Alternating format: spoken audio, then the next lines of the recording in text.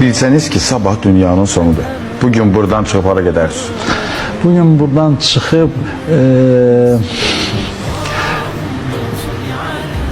belə bir sualı verdilər. Mən demirəm mən beləyəm, amma çox xoşuma gəldi bu cavab. Bir ilahi övliyalardan birindən soruşdular ki, bilsən ki, sabah ömrün bitir, nə edərsən? Dedi, heç nə, elə indi nə edirəm, son edərəm. Yəni, müdrik insan hər an sonu gözünün önünə gətirəndir. Çünki biz o son haqda bizə məlumat verilməyib. O son nə vaxt olacaq?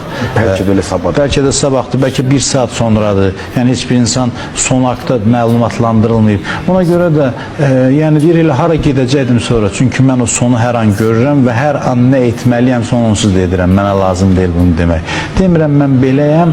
Mən indi düşündüm, hesab edirəm ki, insan ona əziz olan insanların yanında olar.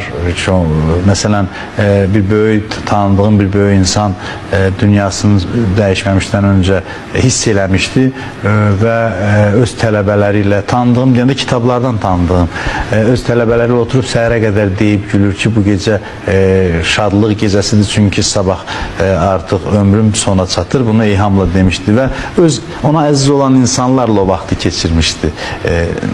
Çünki son hər halda ayrılıqdır deyə, bu ayrılığa görə insan istəyir ki, zamanı qənimət bilsin, o sevdiyi insanlarla bir yerdə olsun, onların əhatəsində olsun. Mən də sevdiyim insanların yanına gedərdim hər bir halda.